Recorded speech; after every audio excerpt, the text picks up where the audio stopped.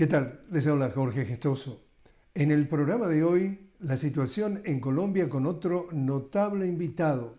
Guillermo Segovia Mora, analista y abogado directamente desde Bogotá. Guillermo Segovia Mora, una cálida bienvenida al programa. Muchas gracias. Guillermo, ¿qué es lo último que se sabe que está pasando en torno al estado de salud del senador y precandidato presidencial Miguel Uribe? Bueno, es un pronóstico reservado y con una expectativa muy triste en este momento porque las posibilidades clínicas son mínimas, aunque pues los médicos hacen los mejores esfuerzos por mantener al candidato Uribe con vida y con algunas posibilidades, pero no son unas expectativas positivas. Y también está internado el joven que hizo el atentado. Sí, el joven que hizo el atentado recibió un impacto de bala en una de las en la pierna cuando huía, y luego recibió varios golpes contundentes de parte de una persona que estuvo en la escena y está internado en recuperación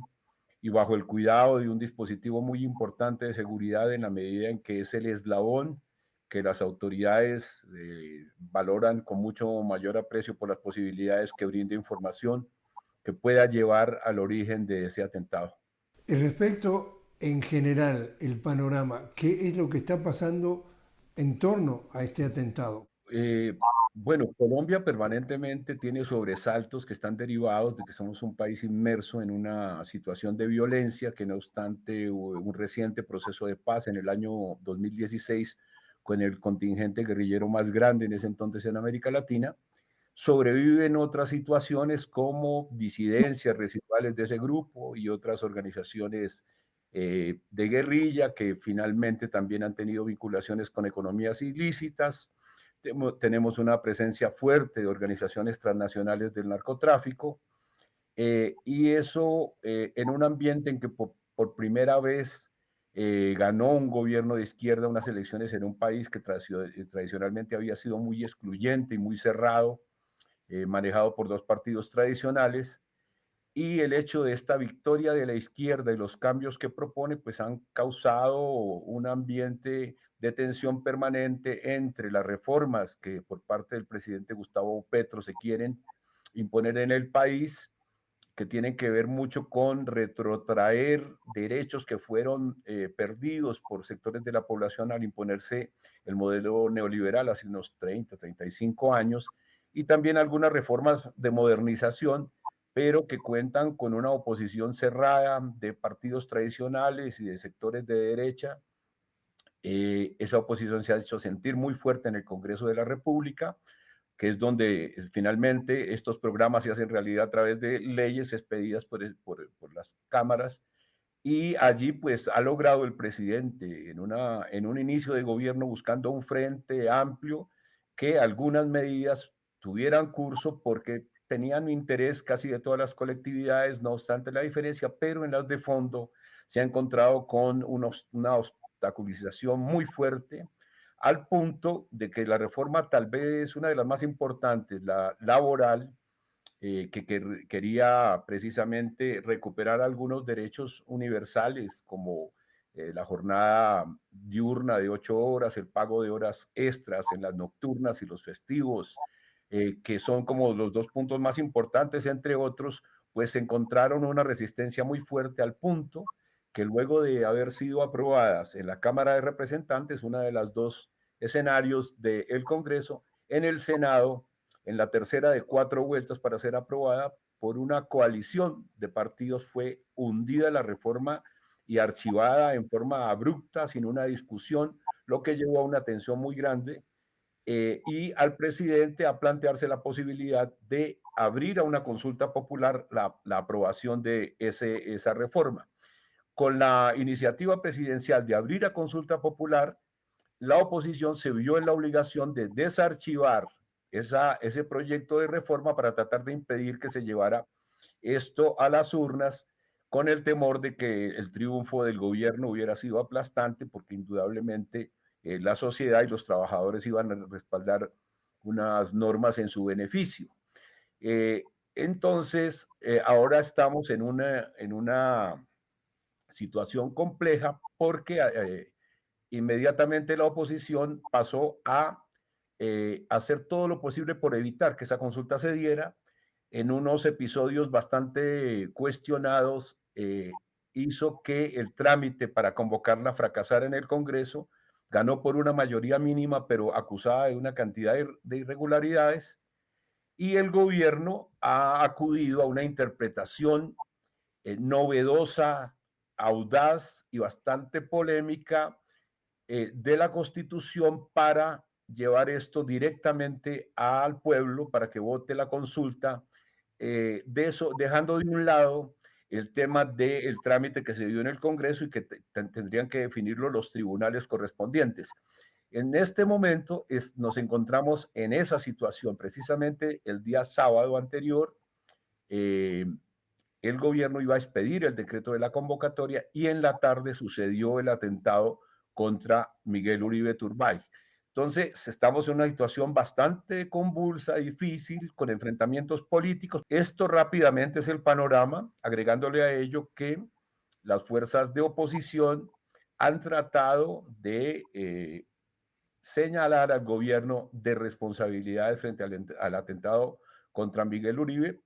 en principio tratando de señalar directamente una posible responsabilidad en el acto como tal, posteriormente en que ha faltado garantías y finalmente en que el tipo de conducción del país por el presidente es el que genera este ambiente que hace propicio situaciones como esa. Pero las hipótesis reales conducen a una gran posibilidad de que esto tenga que ver con un acto de desestabilización promovido por una alianza criminal muy poderosa, muy fuerte, inclusive con posibles enlaces internacionales, de una parte. De la otra, alguna acción de los reductos terroristas, y no se descarta tampoco que dentro del juego político pueda haber un acto que intente sacar del camino al candidato y a la vez aprovechar para generar una situación interna que le cause problemas al gobierno para tener su continuidad o poder llevar adelante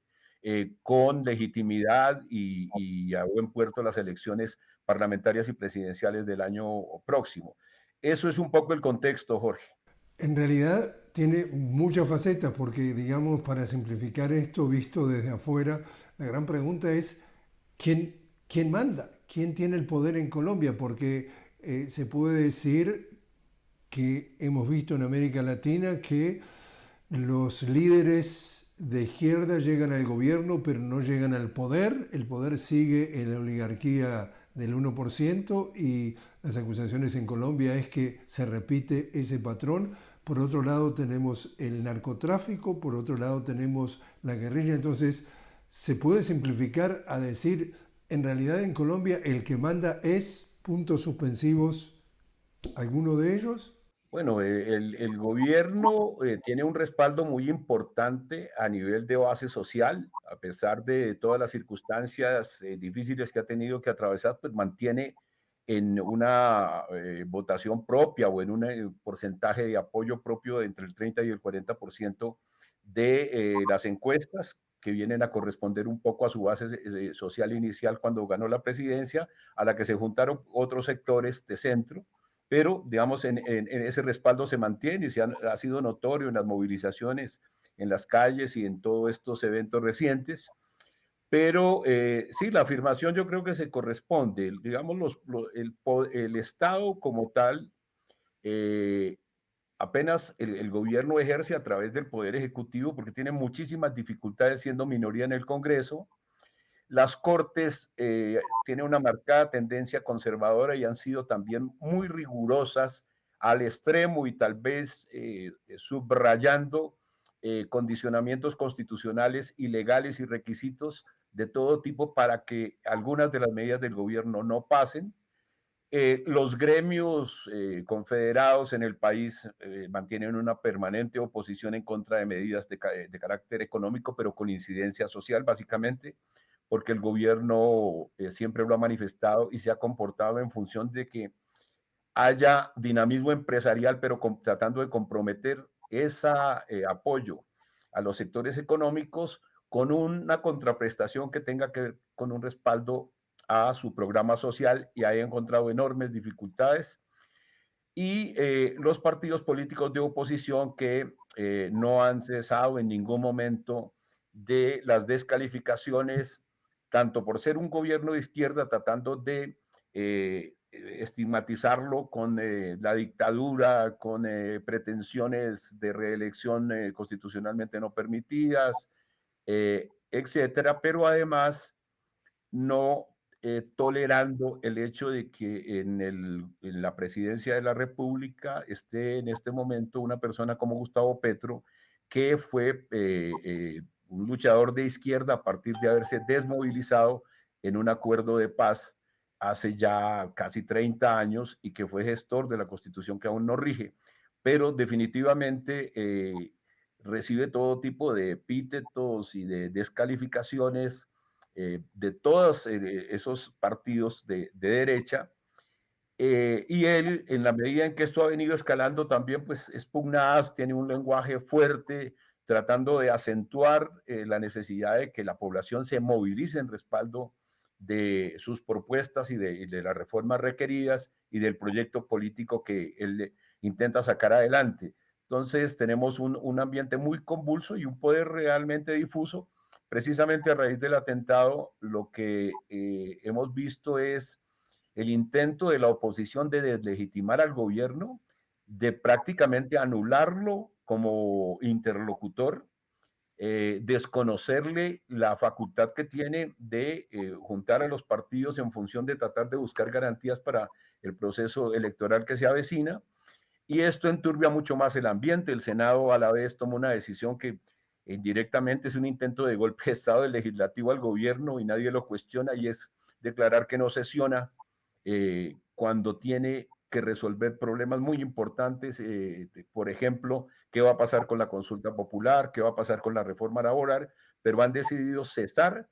en los momentos en que corren los tiempos previstos en la ley para darle solución a esas situaciones. Entonces, como puede ver, se conforma un ambiente que indudablemente intenta atrapar al presidente de la República, y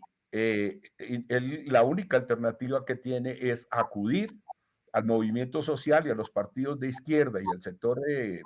más amplio que lo respalda para tratar de, con la movilización social, compensar un poco ese estrechamiento de sus facultades que se le hacen desde estos sectores. Guillermo, te a hacer una pequeña pausa. Estamos hablando con Guillermo Segovia Mora. Guillermo es abogado, analista e investigador social. Nos está acompañando desde Colombia sobre cuál es la situación tras el atentado contra el senador y precandidato presidencial Miguel Uribe. Enseguida regresamos.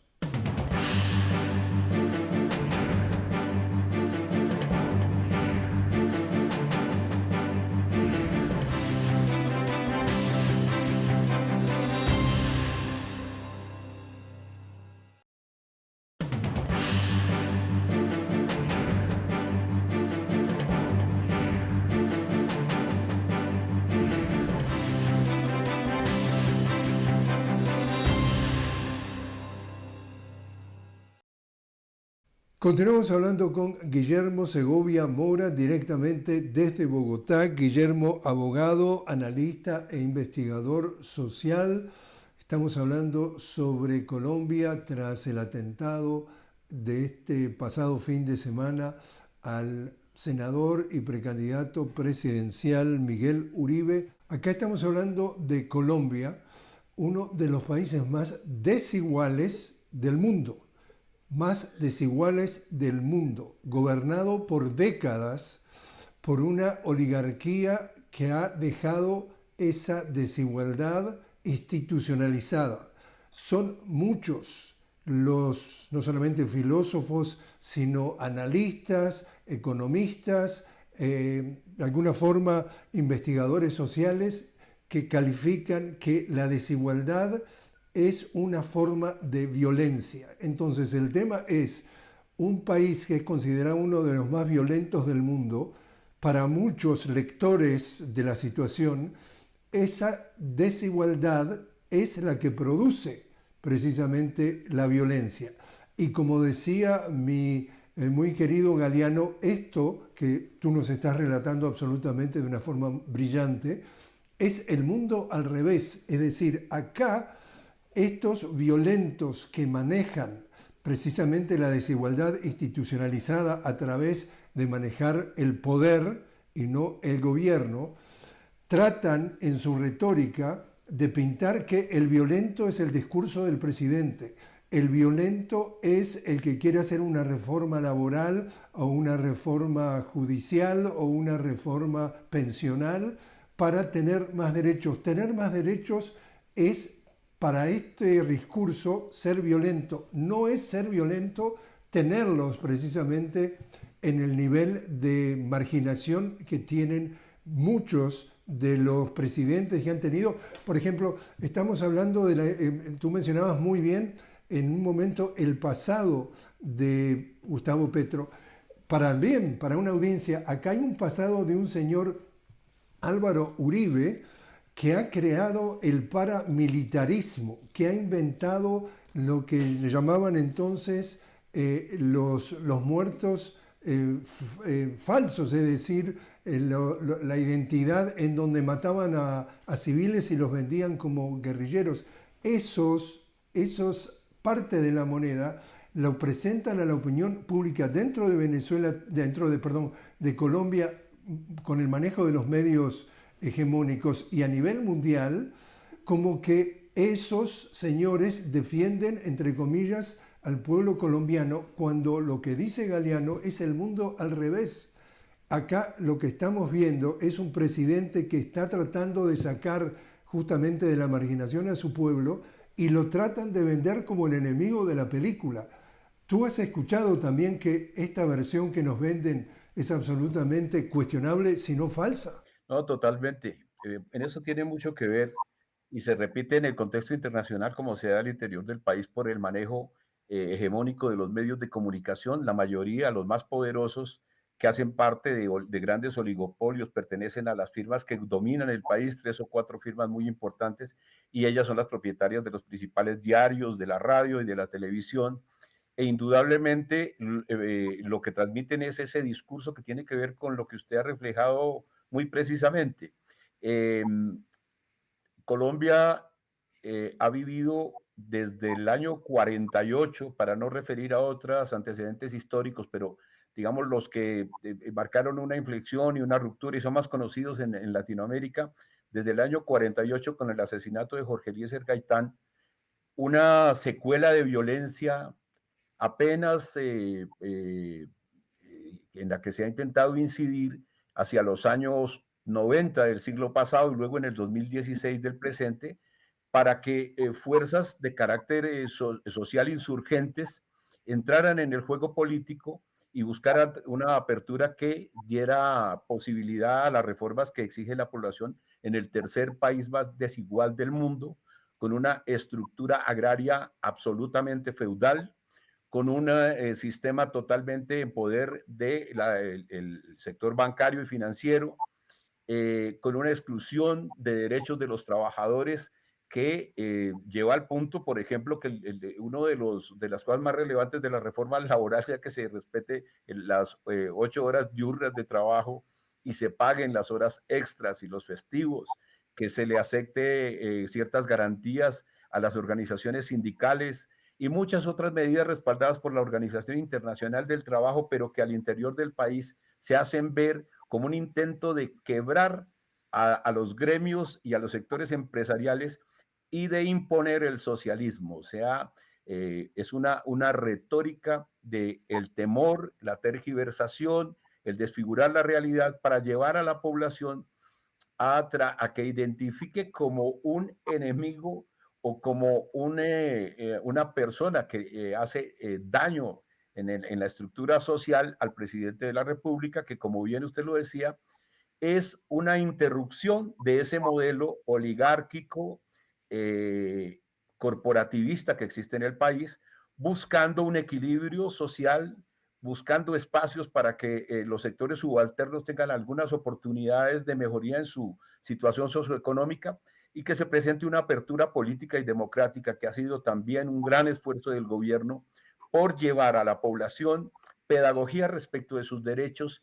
y que se haga consciente de que la democracia reside directamente en ellos como constituyente primario y no con esas delegaciones que se hacen a través de los partidos al Congreso, que finalmente, con algunas excepciones, están constituidas por sectores que están unidos a la corrupción, al clientelismo, a altos intereses y que por eso mismo constituyen un dique muy, muy complicado de superar cuando se llevan allá los intentos de reformas. Entonces, es una violencia estructural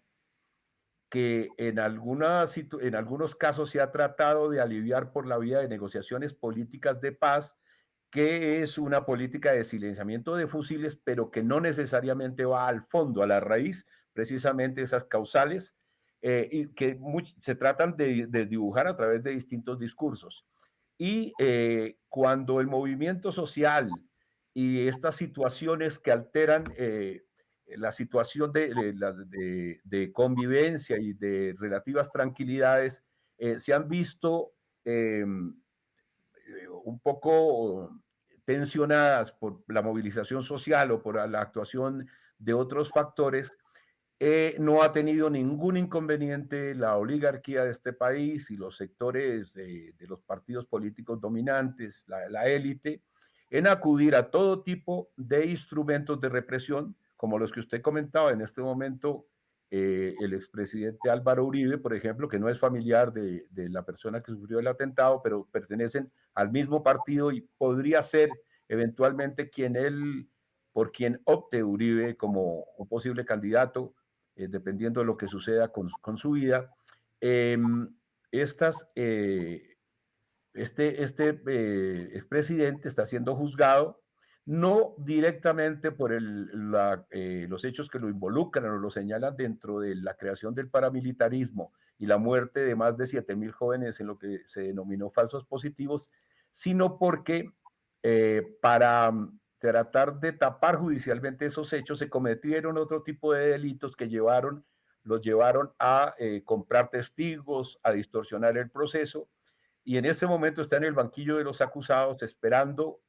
que hacia el mes de octubre se pueda proferir un fallo, pero con enormes dificultades porque el sistema judicial es utilizado de una manera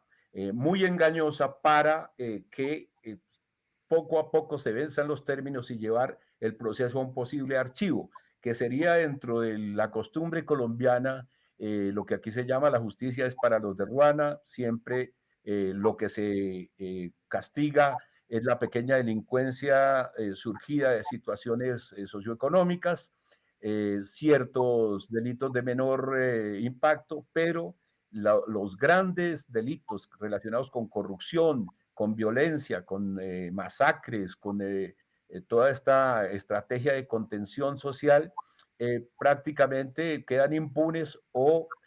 son relativamente castigados, dejando que pasen y pasen los años con una tolerancia social al crimen, con una población amedrentada de intervenir, porque la mentalidad que se ha creado en el sentido común es que la gente que muere es porque algo debe, por algo será que murió. Y este gobierno ha generado una ruptura en ese sentido, en la narrativa, en el discurso y en los simbolismos, tratando de que se quiebre en la mentalidad de la gente ese temor por sus derechos, pero que por los otros sectores y por la matriz mediática se quiere hacer ver es como un intento de insubordinar a la gente, en desestabilizar, en romper las reglas del buen acuerdo, en fin, en que se está atentando contra un sistema que es muy perfecto y apenas perfectible en algunos pequeños defectos, pero que no se puede tocar para no lastimar una oligarquía que prácticamente se estableció en el poder desde los inicios de la República, con la independencia hace más de 200 años, y que por primera vez es cuestionada de fondo, y esto es lo que demuestra todo lo que está pasando Ahora, y me quiero referir como un caso particular para ejemplificar esto, que la persona que realizó el atentado contra Miguel Uribe es un niño de 14 años que actuó como dentro de esta categoría que se llama el sicariato, que es una escuela en el país, mediante la cual a menores de edad se les paga unas cuantiosas cantidades para que elijan esta forma de enriquecer o dejarle algo a sus familias o ellos mismos y arriesguen su vida, a veces con conocimiento de causa de que van a morir en el intento,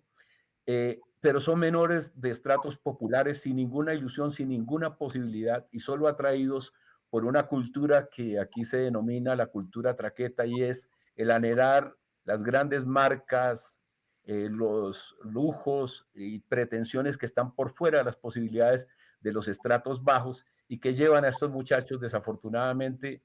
provenientes de familias con problemas de estructuración, siempre en la marginalidad, en la indigencia, a que sean utilizados de esa manera criminal e inhumana para estos propósitos que, aunque en este caso no hemos delimitado muy bien de dónde provienen, siempre tienen que ver con generar una situación de desestabilización para poder mantenerse en sus negocios, en el poder, determinando hacia dónde va el rumbo del país, desafortunadamente en perjuicio de las mayorías de la población. Guillermo Segovia Mora, muchísimas gracias por haber estado con nosotros. Muy amable, Jorge. Muchas gracias.